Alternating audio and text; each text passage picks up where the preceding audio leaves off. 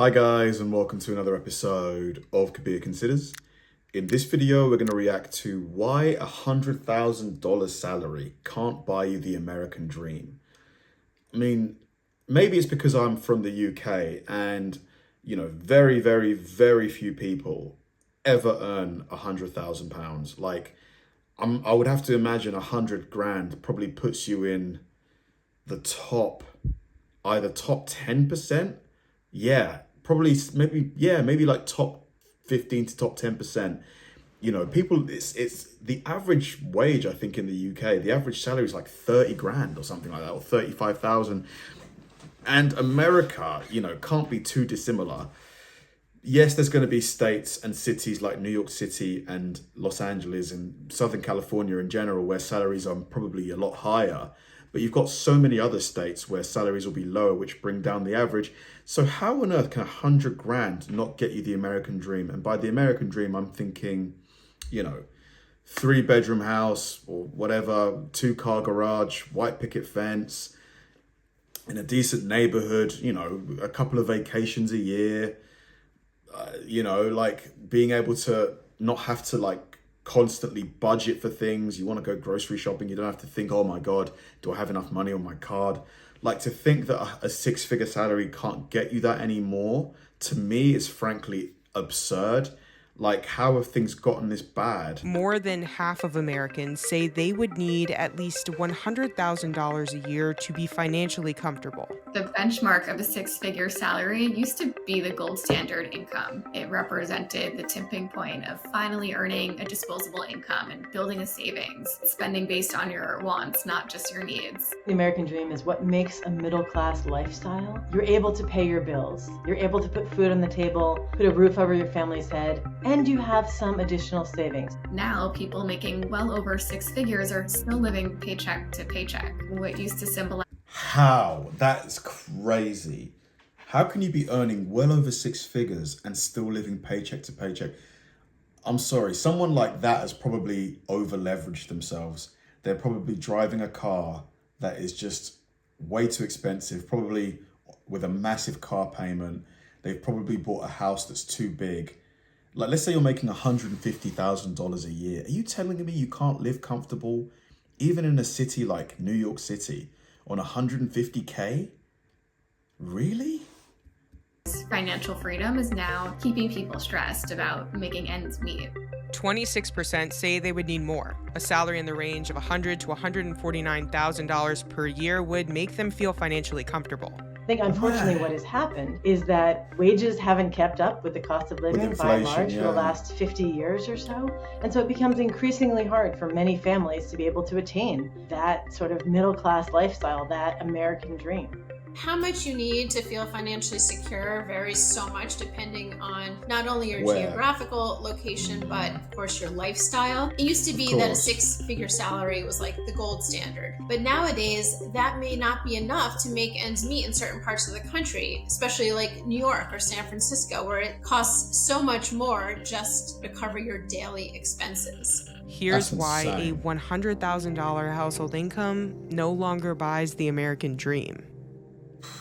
That is crazy. Go Banking Rates analyzed how much a family of 2 adults and 2 children would need in each state to own a home, a car, and a pet, as well as have an additional 20% of their income for savings and 30% for discretionary spending. The core of what the American dream means is some amount of economic security, that you feel like you can get by and do a bit better. Maybe do better than your parents, maybe be able to afford a house, certainly be able to save for your children's future. All 50 states require more than a $100,000 annual income, with 38 states needing more than $140,000. All 50 the most states affordable require... states, Mississippi, Arkansas, and Kentucky, need between $109,000 and $117,000. The median income... Oh, that's for the whole family. Okay. For the whole family, not per adult. Okay. Household of 4 people in each of those states in 2022 was between $71,000 and $87,000. Wow, big Hawaii, jump. California, and Massachusetts are the most expensive. Each requires an annual income of more than $240,000. Jesus. The median income for a family of 4 in those 3 states in 2022 fell at least $94,000 short of what's required for the American. Because, I mean, let's say you're making 260K as a family in Hawaii. After tax, so before tax, that's about $22,000 a month. Before taxes, about something like that. After taxes, maximum, you're probably still getting around $15,000 net. Like, let's say your mortgage is $4,000 a month, which is expensive. Let's say $5K a month for the mortgage, health insurance, another, for a family of four, $1,000. Groceries of maybe, let's say, $600 a week. So let's say $2,500 per month. So that's 5 plus 1 plus 2.5, that's 8.5. So you've still got like $6,500 left for discretionary. Oh, car, insurance. But still, that should... You shouldn't need that much. A different analysis from EPI found that in about 80% of the country, a family of four can afford their basic needs on less than $100,000 per year. Those include things such as housing, food, transportation, healthcare, childcare, taxes, and a few other basic necessities. It doesn't take into account anything extra. It's really just putting food on the table, putting a roof over your head, getting healthcare for your family. So you're not saving for a rainy day if something happens to somebody or if they lose their job. America, so there's no extra in there for retirement, for kids' college. Those are the kinds of things that many people want to save for. Those are the many things that people consider a part of the American dream. Only about 3% of those counties have a median income higher than the basic cost of living. The idea behind the American dream hasn't really changed, even though lifestyles have. It used to be that you could get out of school, get a job, buy a home, and start a family, and now those milestones are harder to achieve. It used to be that a high school degree, you're good to go. You could get a great job building cars or something and be right in the middle class off of a high school degree. But now, in order to get into the middle class, a high school degree is clearly not enough, right? Now, you gotta pay for college. People are graduating with much larger. This is why, like, people that are my parents' generation, when they try and tell me that life was, harder for them, I just don't agree. I'm sorry, I don't agree. Like, come on. My neighbor, the neighbor of my parents, bought their house for £30,000 in like the 70s or something like that. Yeah, the mid 70s. She recently sold it for, and this not recently, 2 years ago, she sold it for like, I think £490,000. And now that same house is worth like, 70K more. Like my generation is never going to see that kind of appreciation again. And opportunity. It's just, look at the stock market, the way it's performed. Like, my generation is never going to see that kind of capital gain, and opportunity to buy houses so cheap. Because I know people are going to say, oh, but she was earning less money. Come on, she was making probably around 10K a year, and she bought a 30K house. That's only a 3 times multiplier. Now the average person's making 35,000. The average house is 300,000. That's almost a 10 times multiplier. Student loan balances, and then it's harder to be on that same sort of career trajectory that would provide the stability that you maybe would have had a generation ago to save up for the down payment on a home. Student loan debt reached an all-time high of $1.77 trillion in the first quarter of 2023. This can have a ripple effect, especially when entire generations are starting their adulthoods with thousands of dollars in debt. So when we think about the kinds of investments you want to make for your children, the cost of college has gone up a lot faster than overall inflation. So trying to make those investments on a smaller and smaller paycheck compared to the cost of living can be very difficult and almost impossible. And so the kinds of debt that young people can rack up going to college gets larger and larger. And the ability to then make ends meet yourself, be able to buy a car, be able to move out of your parents' house, those things become much more difficult over time. The American dream typically is people owning property and having children, but that's becoming largely inaccessible for many people. And even those who have attained these things are finding themselves managing every dollar coming in and out just to stay afloat. So that trade-off is underlying the new cost of the American dream. Millennials and Gen Zers still want to buy homes despite feeling like they can't afford it. 62% of younger millennials and 63% of Gen Zers still say owning a home is part of the American dream. 66% of U.S. renters surveyed say rising prices leave them feeling hopeless about ever owning a home. 72% of respondents say they can't afford the down payment. Personally, I feel like massive companies like BlackRock should not be allowed to buy property as an investment. I don't think they should, because they're buying up so much property with the idea of never ever selling them, just renting them forever. So that's just taking properties off the market because the building of new property is not outpacing the speed of which massive equity firms like BlackRock are buying up all the houses. It just shouldn't be allowed. 17% of all home buyers said that saving for the down payment was the most difficult task in the buying process, and 52% said student loan debt delayed their ability to save. The typical first-time homebuyer in 2022 had a household income of $95,900. Nationally, a prospective homebuyer would need a nearly $110,000 salary to afford the principal, interest, taxes, and insurance payments on a median price home. But the median household income in the United States in 2022 was a little under $75,000. Big difference. If you're born into a nice neighborhood in which your parents have lots of wealth and lots of income, your chances of doing well are vastly. Of course. Part of that's homeownership. Collectively, Americans owe $1.13 trillion on their credit cards.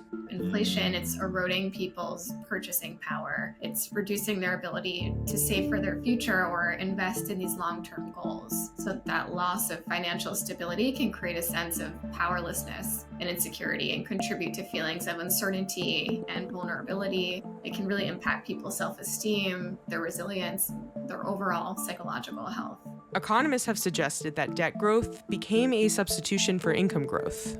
More than a quarter of Americans said that they are doom spending or spending money despite economic concerns.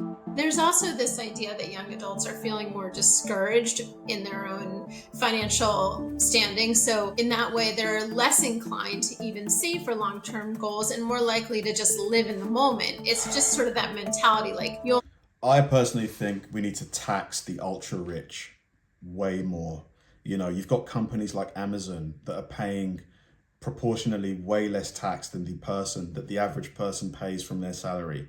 Like, since COVID, I think something like 700 billion pounds of wealth has been transferred from the poor to the wealthy. It's a joke. Like, there is plenty of money in the system. There's plenty of money. It's the distribution that's messed up. Like, we need to tax the ultra rich. You know, anybody with a net worth over $1 billion, you need to tax them heavy. I'm sorry. You need to close these loopholes that allow them to offshore all of their wealth to, you know, the Cayman Islands or wherever like that. Because, you know, the younger people are just suffering, and you're seeing the birth rate start to decline rapidly. And once that's a big problem, because who's going to pay the pensions? If not enough young people are around to work, who's going to pay for the pensions of the older people? It's a real problem.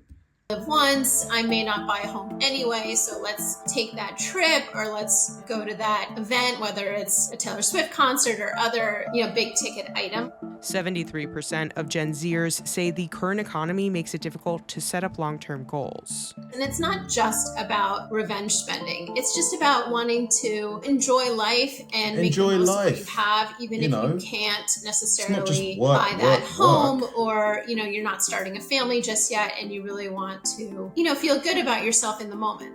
People are indulging to the extreme, and I think we often buy because we think that it's gonna change our life or it's gonna give us this emotion that we feel like we're missing. And it's like an endless trail of spending and constantly gonna make us feel empty because we're externalizing something that we need to give to ourselves. I think that's a big issue with consumerism, and it's running rampant. Social media has changed the conversation so much because there's just been this abundance of the ability to see these glamorous, glorified lifestyles. It's not only celebrities that are presenting themselves this way, but even your own peers, which makes a lot of people feel like they're just not measuring up. They can't financially compete with what they're seeing.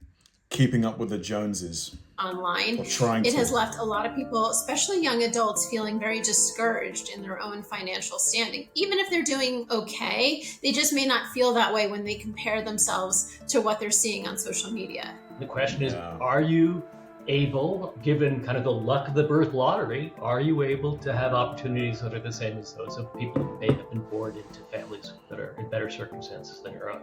The American dream is all about it shouldn't matter. The birth lottery shouldn't matter, right? So it's deeply relative. Yeah, I personally think it's all by design. You know, I do think it's by design. I think price inflation it doesn't have to be this way. You know, all of these grocery companies that are saying, oh, you know, the reason why we have to inflate our prices is because of, you know, external events. Show me the actual data. I think it's a lie. I think a lot of it is just greed, corporate greed, price gouging, property prices as well. I don't think property, you know, should ever be seen as a purely investment vehicle. You know, it's just insane to me that, you know, you've got private equity companies that are buying up homes by the thousand every single month with money that is borrowed, you know, from other banks. These companies have got no intention of ever selling those properties off. They're just going to rent them out indefinitely, increasing the rent every single year, just squeezing the life out of young people. You know, you've got salaries not rising anywhere close to inflation. So younger people are just getting attacked financially from so many angles. It's just, you've got student loans, like student tuition fees just insanely high. Something has to be done. Something has to be done because, you know, if this goes on indefinitely, you're seeing it already. People are just putting off kids, you know, like, and why would you have kids if you're already struggling financially?